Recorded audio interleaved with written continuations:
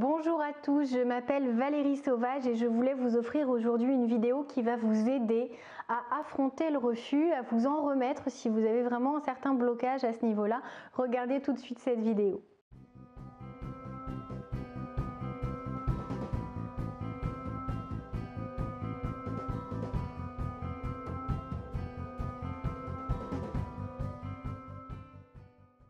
Pour ceux qui ne me connaissent pas, je suis coach de vie. J'exerce à Rennes mais également par téléphone, aussi bien auprès des particuliers que des professionnels qui ont envie de reprendre leur vie en main. Si vous vous sentez concerné, je vous invite à découvrir mon site internet challengeyourself.fr pour voir tout ce à quoi vous aurez le droit, tant en accès par rapport au coaching qu'avec les formations qui pour beaucoup sont financées, notamment lorsque vous êtes salarié ou entrepreneur, par vos fonds à la formation. Profitez-en, c'est important d'avancer, d'apprendre, de grandir en permanence pour rester sur cet élan de dynamisme, d'action, de choix de vie. Alors aujourd'hui, je voulais vraiment aborder un thème important, le refus. Le refus, c'est quelque chose qui peut être parfois très mal vécu lorsqu'on demande quelque chose à quelqu'un, un service, un avis, une présence, une écoute, et que l'autre ne peut pas ou ne veut pas y répondre. C'est parfois très mal vécu, ça réveille de nombreuses blessures, certains blocages des fois ancrés en nous, qu'ils sont d'ailleurs de manière plus ou moins consciente, et souvent on a tendance à confondre le refus de quelqu'un par rapport à l'une de nos demandes avec du rejet. Si une personne vous dit non à quelque chose ou ne vous dit rien mais n'y répond pas, ne croyez pas que c'est pour la personne face à vous une manière de vous montrer qu'elle ne vous apprécie pas. Ça n'est pas le cas. Chacun a des besoins à assouvir, vous, moi, vos collègues, votre famille, quel que soit notre âge, nous avons des besoins à assouvir. Des besoins vraiment primaires, vitaux, des besoins plus secondaires. Mais en tout cas, c'est important de comprendre que des fois, c'est parce que l'autre a certains de ses besoins à assouvir et que le fait de répondre aux vôtres nuit aux siens. Je vous explique. Parfois, on demande à certains collègues de nous aider à finir un dossier.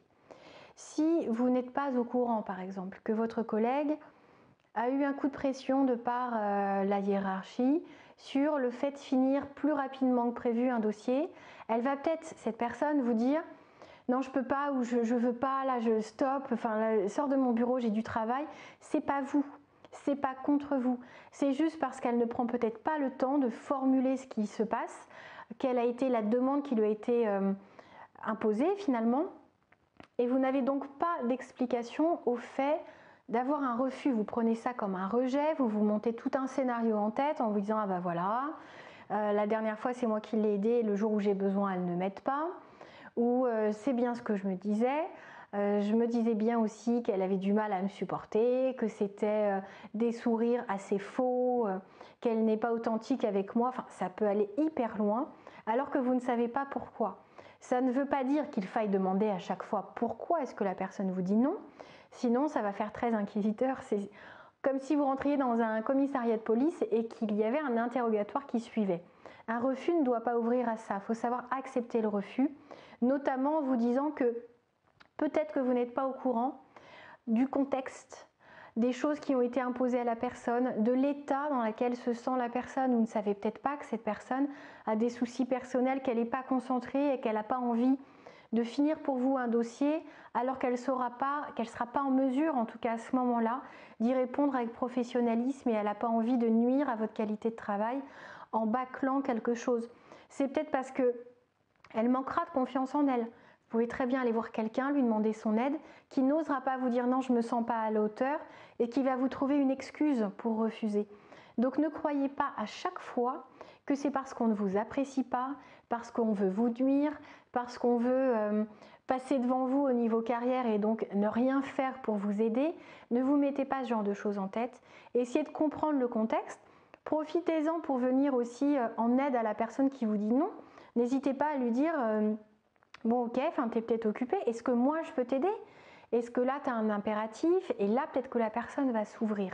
Si vous avez un refus d'un collègue par exemple ou d'une collègue à votre demande, profitez-en pour essayer de comprendre elle de quoi elle a besoin, pour pouvoir lui montrer tout votre soutien, essayer de comprendre aussi la situation. Si ça peut vous rassurer par la même occasion, tant mieux. Mais il ne faut pas que ça soit la motivation première, d'essayer de trouver une explication à ce refus, comme si l'autre n'avait pas cette liberté de vous dire non. L'autre a cette liberté. Si vous n'arrivez pas à la prendre, à la saisir, vous allez avoir du mal à comprendre comment les autres y parviennent. Mais ça peut vous montrer que finalement, vous pouvez être dans de très bonnes relations professionnelles et pour autant essuyer un refus. Comme vous pouvez faire la même chose, et c'est pas pour vous venger, on ne rend pas un service pour pouvoir avoir l'occasion derrière d'en demander un autre, c'est pas comme ça que ça fonctionne une interaction saine. Mais en tout cas, essayez de comprendre que des fois, le fait d'essuyer un refus, c'est une occasion aussi de resserrer les liens avec un collègue en lui montrant que vous acceptez son refus, que du coup ça vous permet même de lui offrir votre aide, alors que vous manquiez peut-être de temps ou vous alliez demander de l'aide à votre collègue parce que vous le ou la trouviez plus performant, plus pointu sur cette spécialité-là. Donc c'était même une manière pour vous de valoriser votre collègue. En tout cas, même si ce n'est pas l'issue à laquelle vous vous attendiez, peut-être que vous vouliez juste vous débarrasser d'un dossier gênant, c'est une occasion finalement de connaître l'autre, de connaître ses besoins, son fonctionnement, de savoir si vous pouvez l'aider, parce qu'on est quand même là pour ça, on travaille pour la même société, pour la même structure, que vous soyez salarié, que vous soyez à votre compte et collaboriez avec d'autres associés par exemple, ou peu importe que vous soyez étudiant ou qu'il s'agisse d'une relation intime, en couple ou avec vos enfants, vos parents, c'est la même chose. Comprenez que des fois, certaines personnes ne sont pas en mesure de vous dire oui à tout. Ce peut être dû à un manque de temps, ça peut être un manque d'envie aussi parce que le moral n'est pas là, l'énergie n'y est plus, parce que la personne a un souci en tête qui fait qu'elle n'est pas disponible pour autre chose. En tout cas, un refus n'est pas un rejet de votre personnalité, n'est pas le témoignage du fait que la personne ne vous apprécie pas, vous déteste même carrément. Ensuite, ça peut être l'occasion vraiment d'aller à la rencontre de l'autre, de vous lier, de nouer vraiment des liens beaucoup plus profonds et de comprendre les besoins de l'autre. Si vous avez en plus cette habitude d'essayer de comprendre les besoins de l'autre, ça va aider l'autre à formuler, à verbaliser ce dont il a besoin. Vous l'avez peut-être déjà vu sur d'autres vidéos que j'ai pu vous offrir. C'est très important de réussir à verbaliser ce dont on a besoin. Ensuite, ça vous tranquillisera sur le fait d'avoir maintenu quand même une relation saine, agréable, plaisante. Vous ne repartez pas en ronchonnant, en traitant votre collègue de feignant, d'ingrat, de tout ce que vous voulez. Essayez de rester dans une attitude vraiment positive et bienveillante. C'est à vous que vous rendez service en premier en faisant ça.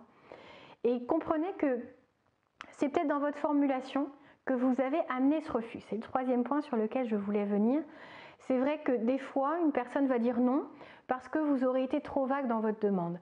Par exemple, vous aurez demandé de l'aide dans votre dossier et la personne s'imagine que ça va lui prendre des heures, voire des jours ou des semaines. Alors que si vous lui précisez vraiment sur quel point vous avez besoin de son aide, peut-être pour remettre en forme le document, pour corriger l'orthographe, pour y insérer quelques illustrations ou dossiers de presse, peu importe, mais soyez précis. Si vous reformulez, vous allez voir que vous allez déjà peut-être pouvoir obtenir une validation, si ça vous aide. Et si ça n'est pas le cas, vous verrez peut-être que vous avez cette habitude de ne pas être assez clair quand vous formulez une demande. Que l'autre finalement se sent perdu, n'a pas envie de chercher, préfère dire non plutôt que de ne pas savoir sur quoi partir. Ensuite, comprenez que si vous en êtes toujours à ce refus, malgré la reformulation, vous pouvez aussi trouver une deuxième solution où là vous êtes venu demander de l'aide à quelqu'un dans l'exemple qu'on a pris. Si vous n'obtenez pas un accord, comprenez que ce n'est pas la peine de ruminer, de rester dans ce schéma de pensée en vous disant mais mince, comment je vais faire? Trouvez une solution.